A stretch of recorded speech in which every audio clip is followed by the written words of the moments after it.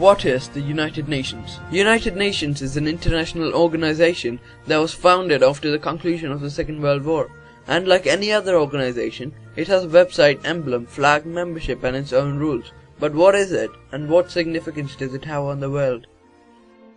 The United Nations is a successor of the League of Nations. The League of Nations came into existence in 1919, at the end of the First World War, and has a primary purpose of world peace, and by the outcome of the Second World War, it was quite necessary for the League of Nations to be removed. Therefore, United Nations was formed in 1945 to prevent a Third World War and take the place of its predecessor by promoting world peace through facilitating international law, international security, economic development, social progress, human rights, civil rights and liberties, political freedoms and democracy. When United Nations was first formed in 1945, it only had 51 member states, but now it has 193 states with the intentional exclusions of Kosovo. Even though Kosovo declared independence from Serbia in 2008, it didn't get full recognition from the UN. Taiwan, as Republic of China, mainland China, took place of Taiwan, also known as Republic of China, in the United Nations. And the Vatican City. As it's not a democracy but has a ruling monarchy, the UN doesn't agree, and therefore makes the Vatican City not part of the UN. Before you know much more, you need to understand the organs of the United Nations. There are 6 principal organs established by the Charter of the United Nations, each of it with its own head. 1. The UN General Assembly, which decides the admissions of new members, adopts the budget, and also elects the UN Secretary General. 2. UN Secretariat, which is the administrative organ of the United Nations. 3. International Court of Justice, which is the universal court for international law. 4. UN Security Council, for international security. 5. UN Economic and Social Council, for global economic and social affairs. 6. UN Trusteeship Council, for administrating trust territories. So who elects Secretary General? Well, as I said above, the United Nations Charter allows the General Assembly to appoint the Secretary General upon the recommendation of the Security Council, who can veto the decision if they think the choice is unfit to be the General. And this process goes on and on until it passes both the General Assembly and the Security Council.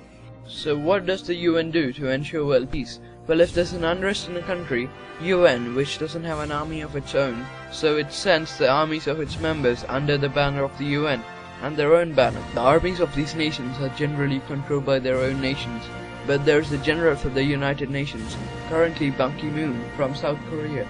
But does the General of the United Nations have any power over the countries? Can the UN be called the global police force? The United Nations is an assembly of the world's nations, in which the nations who joined the UN had to promise to respect and allow all the decisions that the UN makes.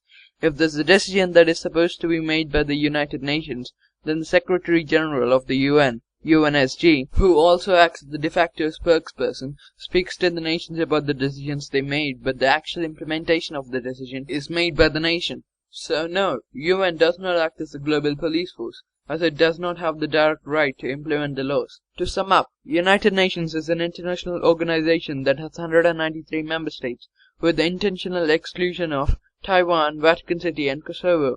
Inside the United Nations there are 6 organs: UN Secretariat, International Court of Justice, UN Security Council, UN Economic and Social Council, UN Trusteeship and UN General Assembly, which is responsible to elect the Secretary General upon the approval of the UN Security Council.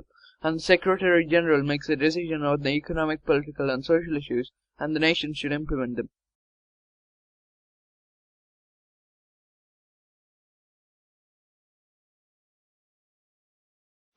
The Asia-Pacific Economic Cooperation meeting formally kicks off in Beijing on Wednesday. The week-long meeting will be hosting a grand gathering of leaders from 21 economies of the Asia-Pacific region. Now I would like to show you some basic facts about the APEC meeting. My name is Wang Mengmang and you're watching CCTV News. APEC, a short form for the Asia-Pacific Economic Cooperation, is a regional group of 21 economies.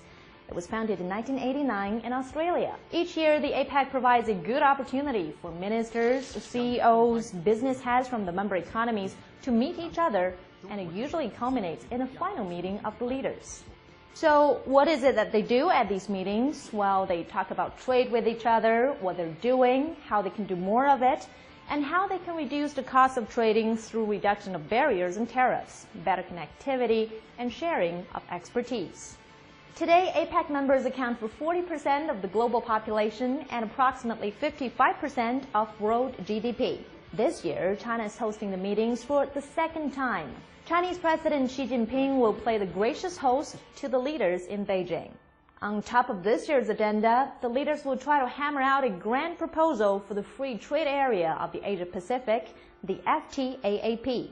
It's a broad trade agreement that is still being studied, so we're nowhere near an actual deal being arrived at any time soon. While all that will surely be part of the discussions, another interesting aspect of having so many world leaders in one place at one time is the potential for some rather intriguing one-on-one meetings.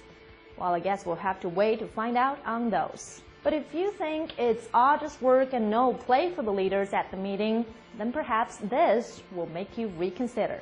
The annual APEC family photo. Leaders, generally accompanied by their spouses, get dressed in the finest traditional costumes of their host choosing. Over the years, the pictures have made for some wonderfully warm images and some terrible fails. But it's all in good humor. After all, it's the interesting moments that make a family photo memorable.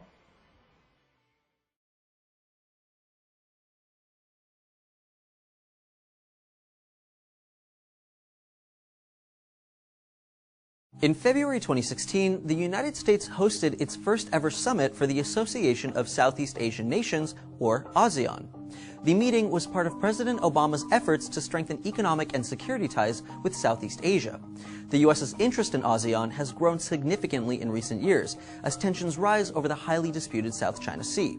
So what is ASEAN, and why is it important for Southeast Asia? Well, ASEAN is a political and economic alliance of 10 countries. The group's 5 original member states, Indonesia, Malaysia, the Philippines, Singapore, and Thailand, founded ASEAN in 1967 during the height of the Vietnam War.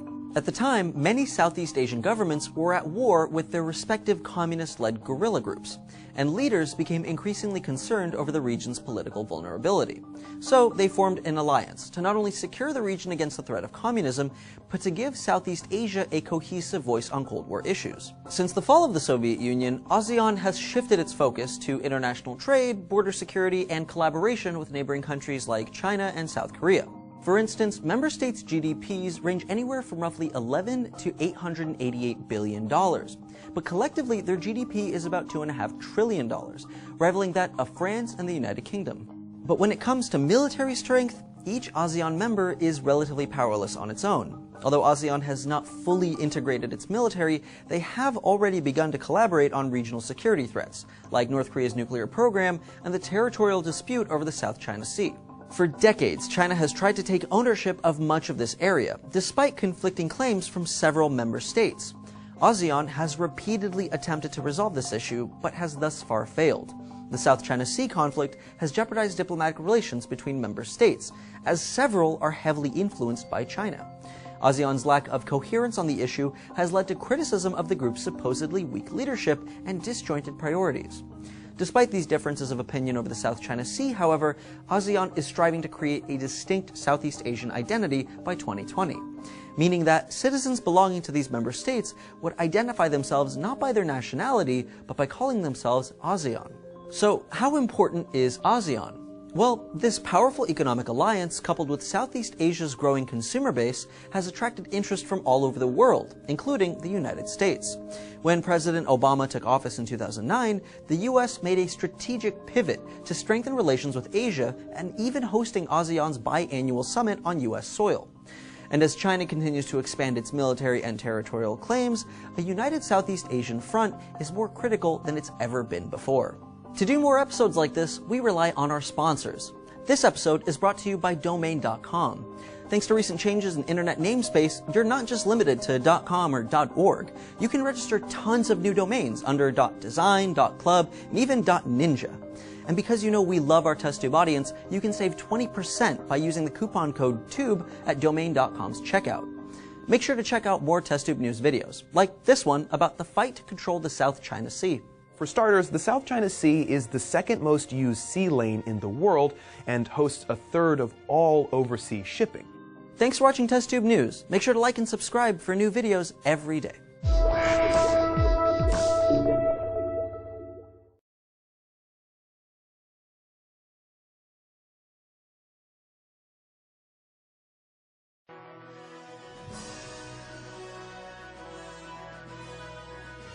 Welcome to the Investors Trading Academy Talking Glossary of Financial Terms and Events.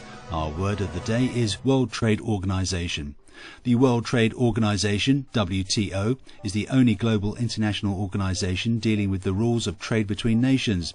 At its heart are two WTO agreements negotiated and signed by the bulk of the world's trading nations and ratified in their parliaments.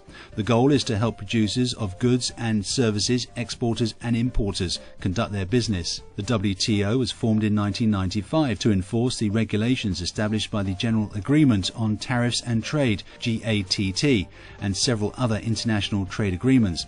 Composed of representatives from 150 nations and observers from additional nations, it regulates international trade with the goal of helping it to flow as smoothly and freely as possible. Advocates praise the WTO for helping to create an increasingly global economy and bring prosperity to developing nations through increased trade. Critics, however, assert the industrialized nations such as US, Canada and the countries of the European Union have used the WTO to open trade with developing nations while disregarding these nations' environmental and labor-related practices.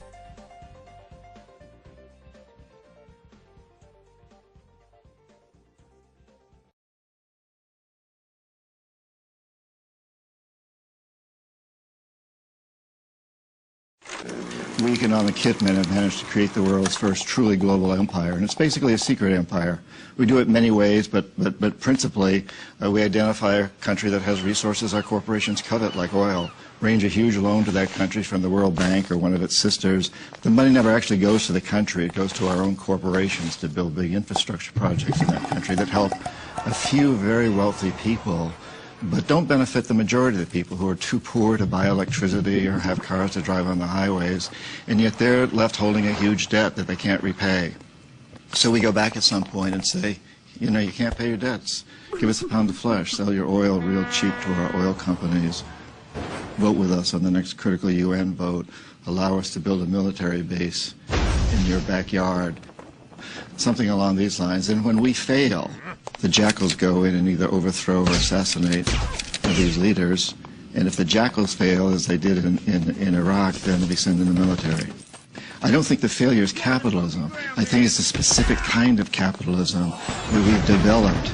We've created what I consider a mutant, viral form of capitalism. And this mutant form of capitalism, which I think is really a predatory form of capitalism, has created an extremely unstable, unsustainable, unjust, and very, very dangerous world.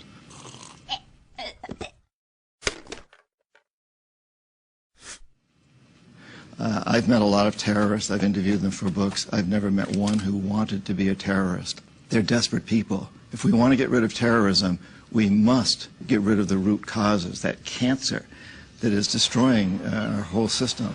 Because I think it's really important that we understand today we cannot have homeland security unless we understand that the whole planet is our homeland.